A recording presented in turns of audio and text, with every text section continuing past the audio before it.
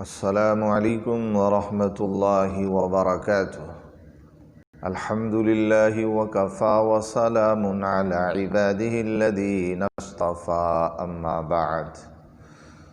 معزز سامعین اور قابل قدر ناظرین کرام، آج کا موضوع ہے جھوٹ بولنے پر وعید اور اس کے نقصانات۔ اور آج ہمارے معاشرے میں اس کا دوسرا نام بھی دے دیا گیا ہے کہ انسان جھوٹ بول کر اس کو بہانہ کہتے ہیں۔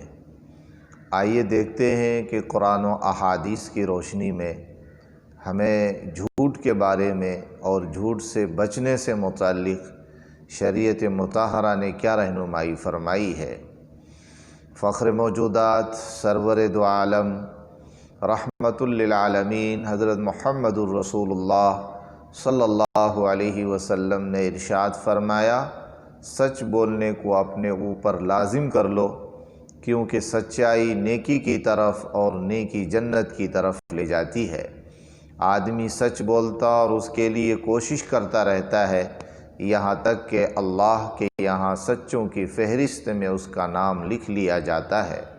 جھوٹ سے پرہیز کرو، کیونکہ جھوٹ فسق و فجور کی طرف اور فسق و فجور جہنم کی طرف لے جاتا ہے۔ آدمی جھوٹ بولتا رہتا ہے یہاں تک کہ اللہ کے یہاں جھوٹوں کی فہرست میں اس کا نام لکھ دیا جاتا ہے۔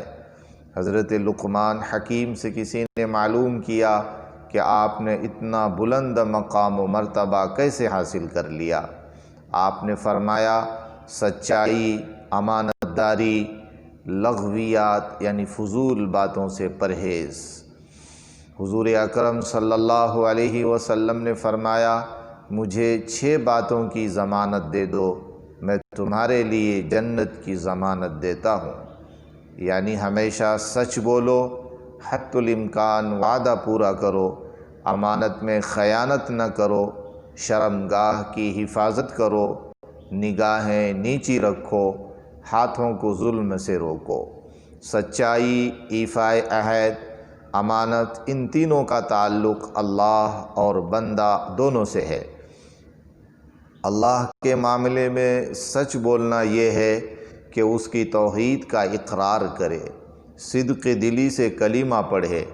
زبان سے کلمہ توحید پڑھنا اور دل سے اقرار کرنا بدترین جھوٹ اور نفاق ہے۔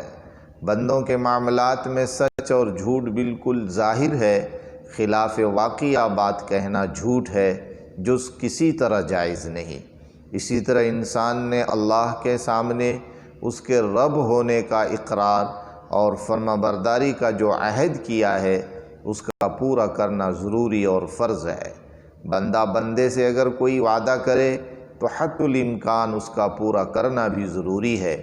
امانت، ایمان اور وہ احکام و فرائض جن کا تعلق جن کا اللہ نے انسان کو مکلف کیا ہے، وہ سب امانت ہیں۔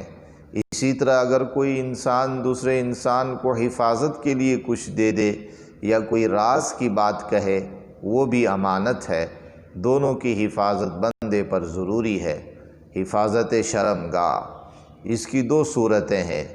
ایک یہ کہ یہ شرمگاہ کو ناجائز جگہ استعمال کرنے یعنی حرام کاری سے بالکل احتراز کرے۔ دوسرے، اپنے جسم کا خیال رکھے کہ اس پر کسی کی نظر نہ پڑے، کیونکہ یہ بھی حرام ہے۔ ستر کے دیکھنے اور دکھانے والے دونوں پر اللہ کی لعنت ہے۔ مرد کا ناف سے لے کر گھٹنے تک اور عورت کا ہاتھ، پیر اور چہرے کے علاوہ سارا جسم عورت ہے۔ مجبوری اور ضرورت شدیدہ کے علاوہ وہ حصہ دیکھنا اور دکھانا جائز نہیں۔ نگاہ نیچی رکھنا یہ بھی ضروری ہے تاکہ کسی کے ستر پر یا غیر محرم پر نہ پڑے، نیز دنیا کی چیزوں پر نہ پڑے، جس کی وجہ سے دنیا کی طرف رغبت اور آخرت سے غفلت کے پیدا ہونے کا قوی امکان ہے۔ حرام مال کے حاصل کرنے اور لوگوں پر ظلم و زیادتی کرنے سے رکنا یہ بھی کمال ہے۔